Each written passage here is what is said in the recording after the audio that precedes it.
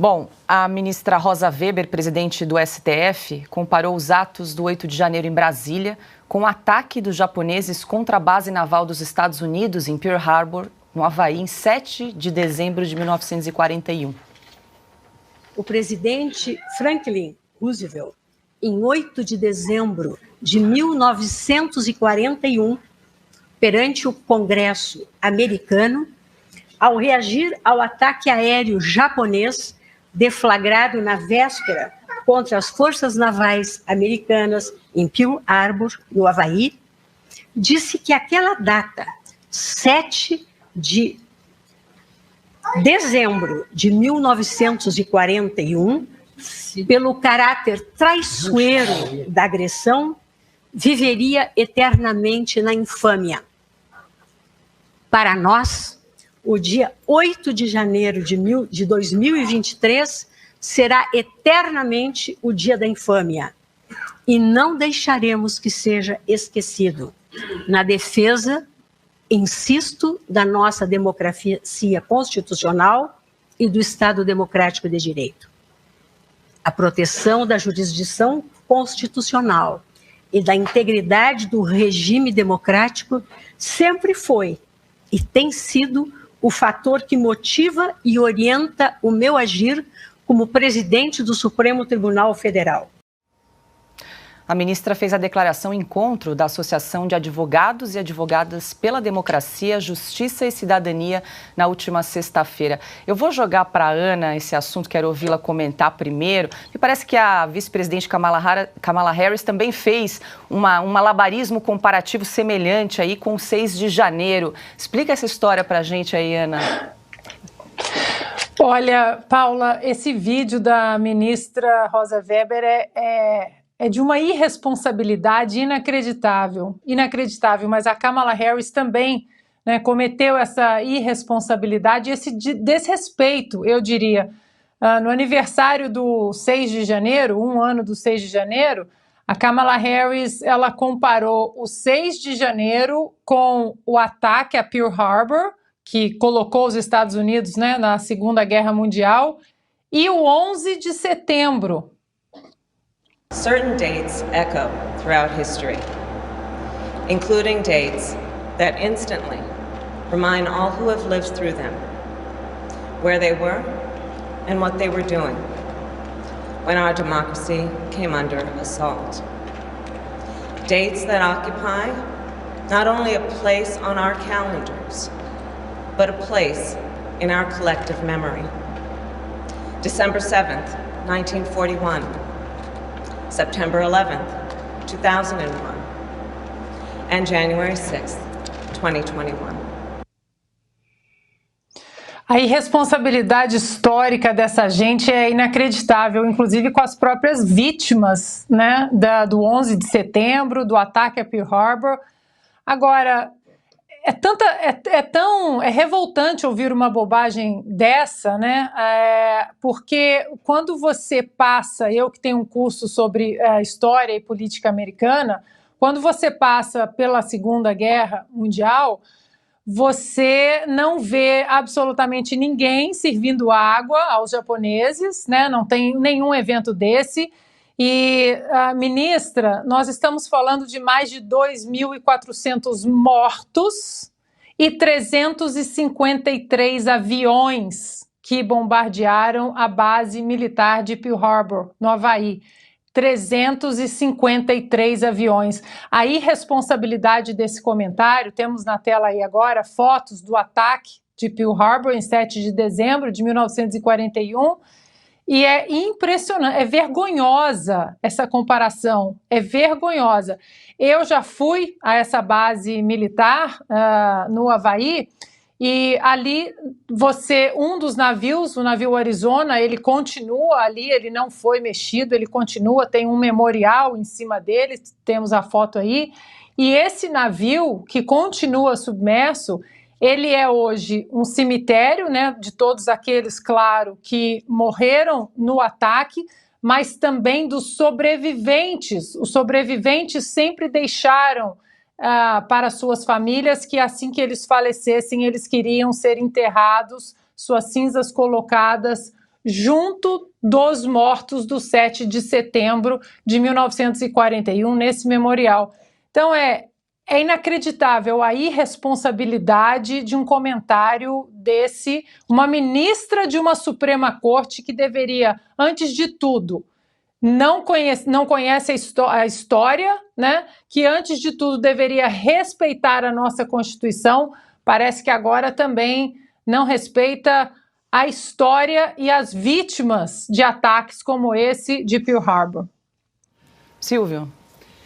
Como a Ana disse, né, infâmia é a comparação, né? É claro que nós aqui repudiamos, não vamos cansar de repudiar qualquer tipo, quem arremessou uma única pedra deve ser punido, ponto.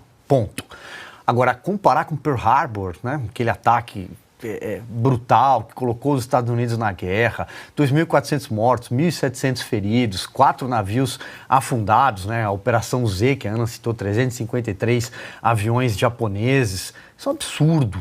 Né? É um absurdo até para quem tem alguma ligação com o que aconteceu naquele dia. E é mais ou menos uma comparação, a gente tem aquela imagem que gostamos de exibir aqui, Augusto. O vendedor de algodão doce. É isso. Você olha para aquela foto, você vê o vendedor de algodão doce, se tivermos, podemos exibir, e você diz, ele está aí. Esse é o Pearl Harbor brasileiro. Do mundo, da história. Algodão doce bomba.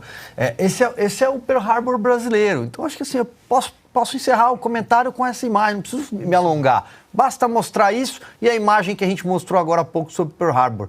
Né? Eu me lembro, agora, Augusto, São Paulo e Rio de Janeiro disputavam, não sei se era para ser sede de uma coisa ou de outra, e aí mostravam as imagens do Rio de Janeiro, Cristo Redentor lindo, e aí alguém mostrava a estátua do Borba Gato aqui na Avenida Santo Amaro, em São Paulo, para dizer São Paulo é melhor.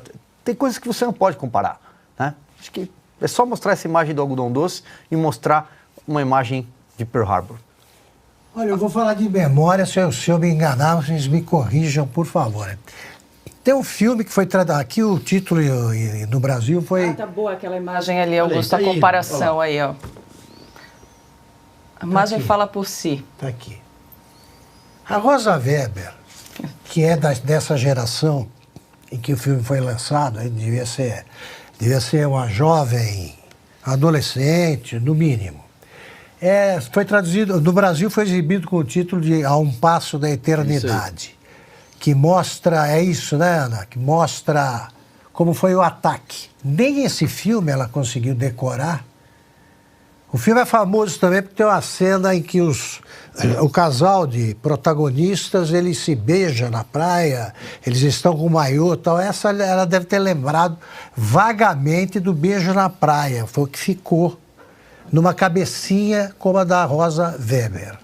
A Rosa Weber, depois que ela votou no julgamento do habeas corpus do Lula em 2018, ela ficou famosa como uma fortíssima candidata a redatora de discursos da Dilma Rousseff. Está aqui a descrição feita aqui numa das reportagens. O voto de Rosa Weber era o mais aguardado no julgamento do habeas corpus do ex-presidente Luiz Inácio Lula da Silva, já que seu voto era considerado a grande incógnita. Ela é contrária à prisão, ao começo do cumprimento da pena, ela era, depois da condenação em segunda instância. Mas ela vinha aprovando algumas decisões nesse sentido do Supremo para seguir a maioria. Então todo mundo estava ansioso pelo voto. E aí descobriram que de onde nada se espera é que não vem nada mesmo. Quando começou a falar, a ansiedade aumentou. Com um pronunciamento cheio de idas e vindas, termos técnicos, citações a juristas alemães e longas referências a outros processos, estava muito difícil detectar qual seria, afinal, o posicionamento. Tiveram de perguntar, depois que ela terminou de votar, o que ela tinha votado. Eu assisti. Então, para resumir, estão aqui os nossos comentaristas no Twitter, na época, se manifestando no Instagram. Uma diz o seguinte: boato que se você colocar o discurso da Rosa Weber ao contrário, dá para entender tudo. Mais um. A impressão que eu tenho é que a Rosa Weber poderia colocar uma receita de mousse de maracujá no meio do discurso que ninguém ia notar. Mas parece que a Rosa Weber está brincando numa gangorra. A cada frase ela inclina para um lado. E, finalmente, a Rosa Weber está usando tanto juridiquês em bromation a essa altura que acho que só a Dilma está entendendo. É isso. Paulo, eu queria trazer um outro ponto, porque também nesse discurso da ministra Rosa Weber, ela disse o seguinte, além dessa comparação desastrosa, né? Abre aspas, o mote da homenagem é o 8 de janeiro de 2023 e o convite feito por esta valorosa associação veio da advocacia, indispensável à administração da justiça e que emprestou generosa solidariedade ao Supremo quando da sua criminosa invasão, fecha aspas. Quando nós sabemos que a OAB se mantém em silêncio em relação a todos os abusos que estão sendo cometidos e todas as ilegalidades em relação às pessoas que estão presas, que foram presas no 8 de janeiro. A outrora OAB tão combativa, tão batalhadora pelas garantias constitucionais, há um tempo esqueceu da sua missão. A Rosa Weber ali parece estar comemorando a subserviência, ou reconhecendo a subserviência da Ordem dos Advogados do Brasil à conveniência do Supremo Tribunal Federal, que é sabido por qualquer jurista intelectualmente honesto que tem extrapolado de suas funções. Agora, essa fala sobre a comparação, né, com o ataque à base americana, a coisa é pueril até. A Rosa Weber precisa rever quem que é o estagiário dela que faz esses discursos. Não pode ser assim. É muito ruim. Se a intenção dela foi dar uma referência de grandiosidade para o ato lá de 8 de janeiro, aquelas coisas deploráveis que aconteceram, eles erraram completamente na dose e, inclusive, reduzem o sofrimento das milhares de pessoas, de famílias, das pessoas que morreram ali. Agora, se ela pode também estar dando um outro sinal. Como eu já disse nesse programa, que esse pessoal acha que o bolsonarismo é um mal absoluto, enquanto o mal absoluto não deve haver moderação. Bom, há quem diga que o ataque à base americana justificou 2 bombas nucleares contra os agressores.